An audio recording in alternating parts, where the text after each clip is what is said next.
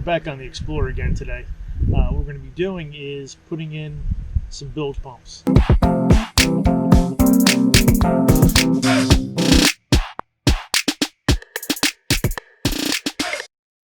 Now, this boat had two 500-gallon bilge pumps, one on each side. Keeping with our theme here of overkill, we're putting in 1,100 gallon bilge pumps. I'll put you down here into the bilge, and you can see we have an old bilge pump, and then we have an old float switch. Now the float switch wasn't hooked up, just the bilge pump. So what we have to do is we got to start out. We're going to get all this crud out of here.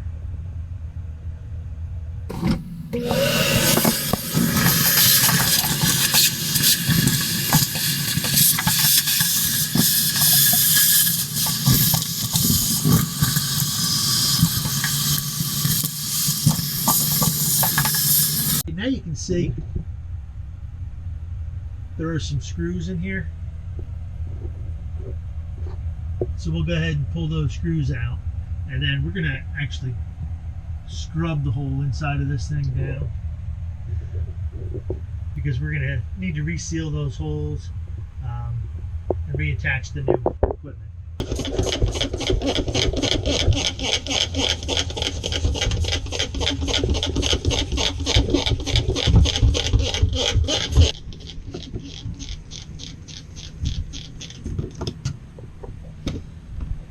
And then we're just going to go in there with a scrub brush, and we'll scrub.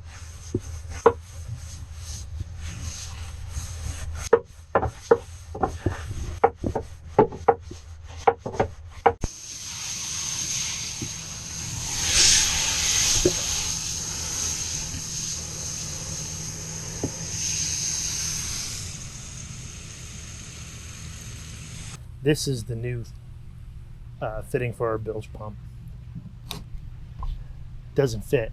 Now fortunately, if you take a look in here, we do have just enough clearance from that pan for this thing to fit. So that's a positive finally. We're going to drill this out now. It's a good 3/8 of an inch thick hull. We don't have many choices here. We could try to grind this out. I'm going to try it with a step bit, and we're going to see how that works.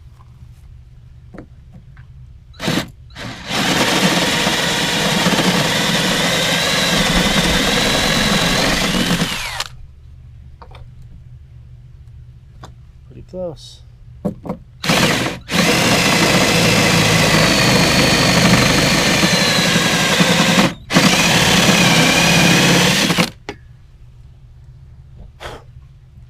You can actually see now that we're cutting into this, that this was cored with something. So you got two layers of fiberglass, and there's some kind of a coring material in there. But we are just about there.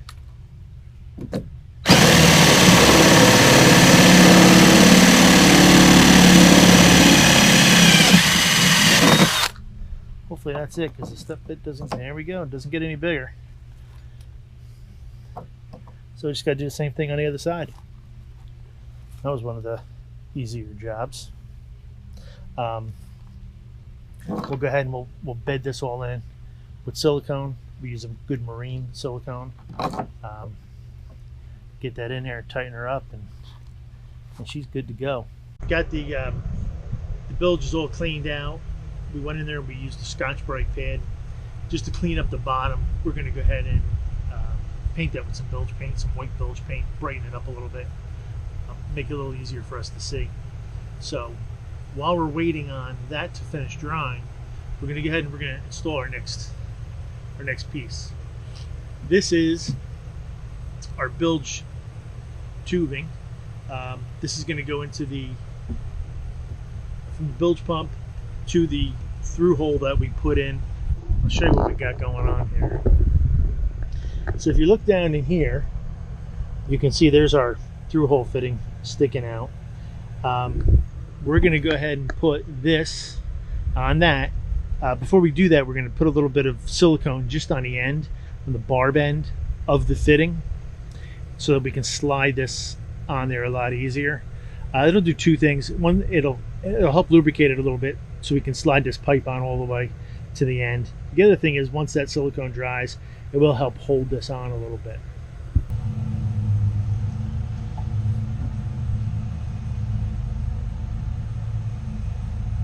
Now the reason we don't put this onto the hose, we put it on the fitting, is because we don't want any excess to get left in the hose that could cause obstruction down the road.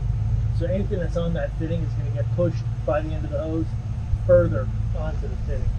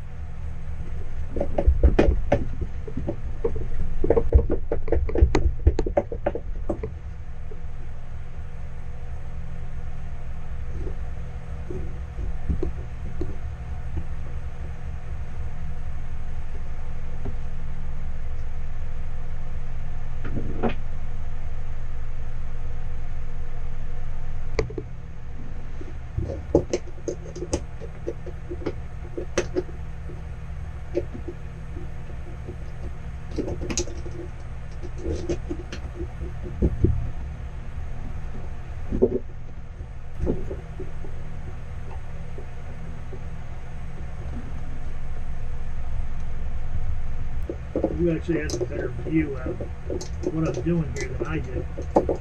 I can't see where this is. So everything I'm doing is by feel.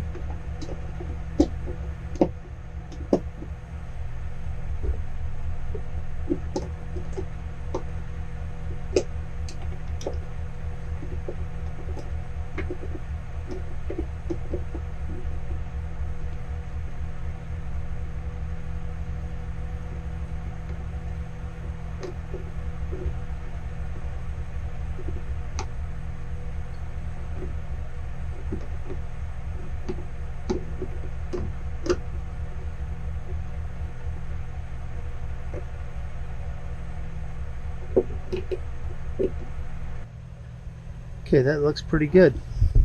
Now this is actually how I'm seeing it, because it's very deep inside this bilge. Give you an idea how deep it is.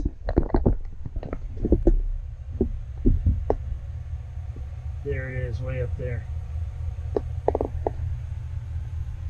So it's pretty far back there. To start putting in our bilge pumps, the first thing we want to do is, this is the old mount for that 500-gallon pump that we had in there. So what we want to do is we want to check these screw holes to make sure they're going to match up with our new one. Now most manufacturers, they keep pretty close if you're staying within that manufacturer. To remove this, there's two blue buttons. Squeeze those in and you pop that right off. They're all like that. This one right here had just two little blue buttons right here, but it was the same idea. So what we want to do is, this one has elongated holes, which is nice because it's going to give us a little more room. By flipping this over, we can see these holes will match right up. So that's good. The holes that are in there now for the bilge pump we'll be able to reuse pretty easily. We're going to position this bilge pump so that it is actually facing backwards, I believe. Just the way the piping is going to run, because we're only coming from here around to about here. So we have way more hose than we need. What we did is we just took the hose that we pulled out and we got the same length. So we're gonna change the setup a little bit. Now the old float switch looked like this. This may have been a float switch with a pump mounted on it. I don't know. This is pretty old. This was the one that they replaced with the 500. So this one we know right off the bat that the screw holes aren't going to match up. One of the reasons we know that is because whatever was in there prior to this, they drilled this base out to fit that. So these aren't going to match. Now this one was configured like this, and this one is going to be configured the same way, the float going in the same direction. This one, the float lifted from here. So this is going to be configured the same way with the float still lifting from the front. The problem is that the screw holes now go front to back rather than side to side. So what we'll do is we'll just go ahead and we're not going to use the old screw holes. We'll seal them up. We'll drill 2 new holes and put them in. Now with these float switches, they come apart very much like the bilge pump. You got these 2 little white tabs, one on each side. If you squeeze those, you can pull the pump apart. You can pull the float switch apart. So what you want to do is we're going to put in the pump first, and then we're going to position this float so that it doesn't hit the pump and it's still on that pad that we have in there. Then once we get it to where we want it, we'll go ahead and we'll pull the float off, we'll drill the holes, and we'll mount that up.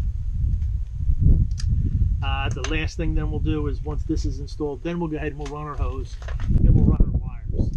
Now I'll go over the wiring a little bit later when I'm actually hooking it up. But basically you get 2 wires off here. This is a float switch, so it's on and off, just like your house would have.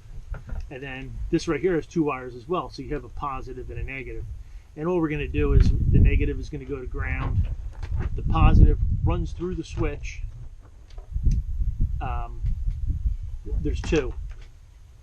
One of the positives will run through the switch, and then there'll be another positive that's going to run directly to the switch on the console.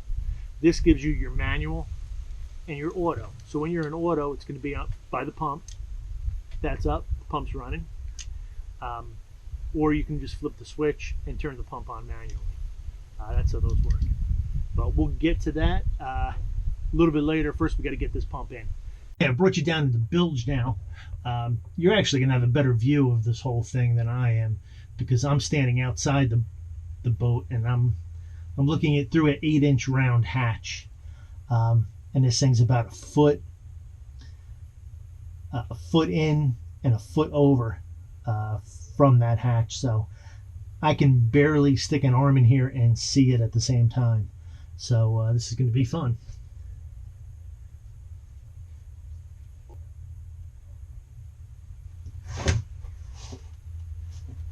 The first thing we're going to do is we're going to squeeze some silicone down into these holes. You see there's actually an extra hole here.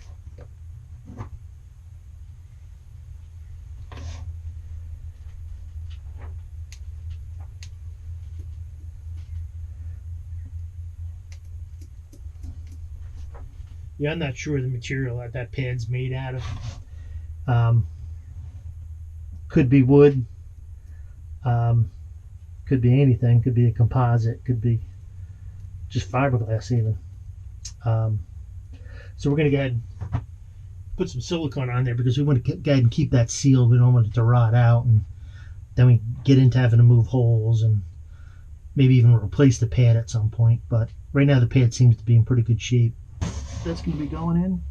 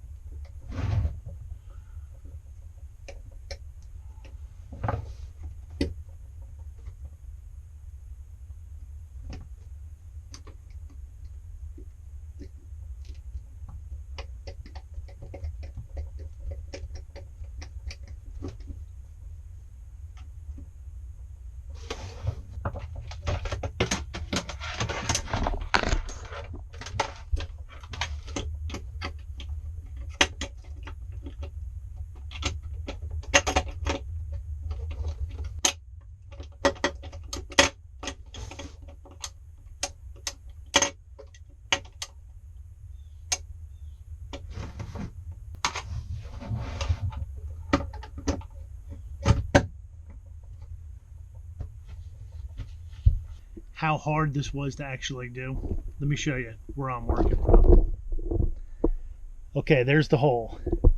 If you look way back in there, you can see the pump and the switch we just installed.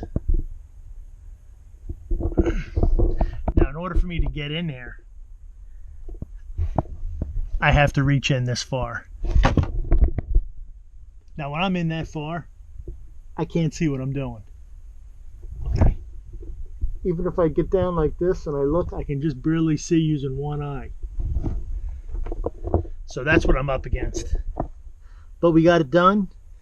Yeah, same thing with painting. If you're thinking that paint looks a little sloppy, what we're looking to do is cover the bottom with the paint. We did that. But the other side, I'll show you the other side. We got that one done already. So the other side wasn't any easier.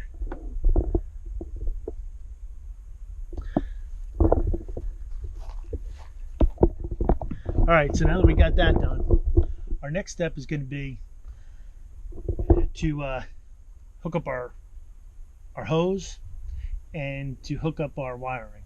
It's time to start wiring these things up here.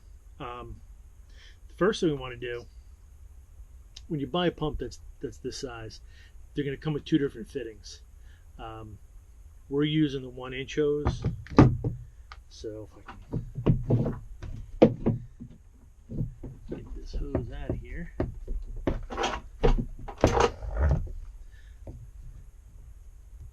That's the hose that's going to fit on there. This other hose barb will not fit. So we want to switch that out. Switching it out's real easy. They're threaded on.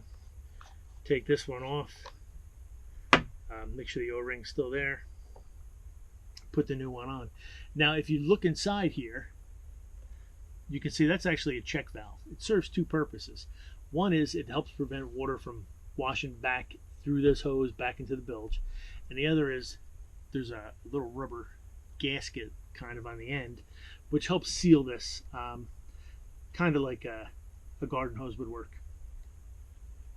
Now we're just going to go ahead and thread that right on here. You don't have to put anything on these seals. Actually, you really couldn't, because there's a flat spot on each end. This is what's going to make this seal, is the combination of that O-ring and that rubber gasket. So go ahead and get that on nice and tight. Everything is in there. Now, as far as the wiring goes, we got a black and a brown. So our black is, of course, our ground. Our brown is our power. Now, on our power line that'll be coming from the console, we have 3 wires. So we have a black, which is our ground. We have a brown, which is our power. And then we have a red. This will be our switch. So this will go to the float switch. To hook these up, it's real simple. We're using heat shrink butt connectors. I'm just going to put them together. We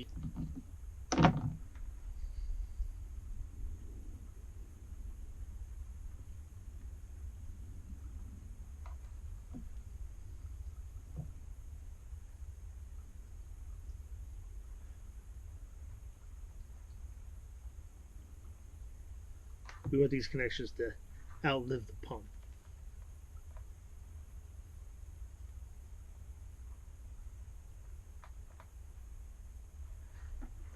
Okay, there we have it. We'll just go ahead and we'll let these connections set up a little bit, because we're not rushing anything here. And then we'll hook up our hose, and that'll be it. This one will be done. Okay, all that's left now is to go ahead and hook up the hose. So what we did is we put this back into the mount, and then we actually have our hose wrapping this way, and then it's going to come into the pump. So the pump is actually about right here. To get this to slide on here, it slid on almost all the way, no problem. We did use our heat gun Heated this up just a little bit, slid it on there all the way. This thing's on there pretty tight now. So when we put our hose clamp on, we're going to put our hose clamp on so that this part is actually facing up. Hopefully it'll stay out of the water the majority of the time. If you remember when we took these apart, we had one, most of them were totally rotted. The bolt was rotted out of it. But we did have one that the bolt wasn't rotted out of. But once we put a screwdriver in there and turned it, we realized that all the gears were in fact rotted out.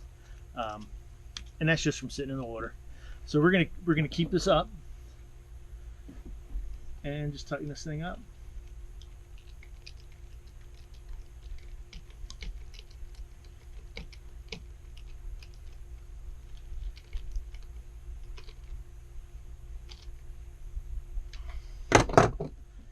That's it. Now put this back in, back onto the mounts.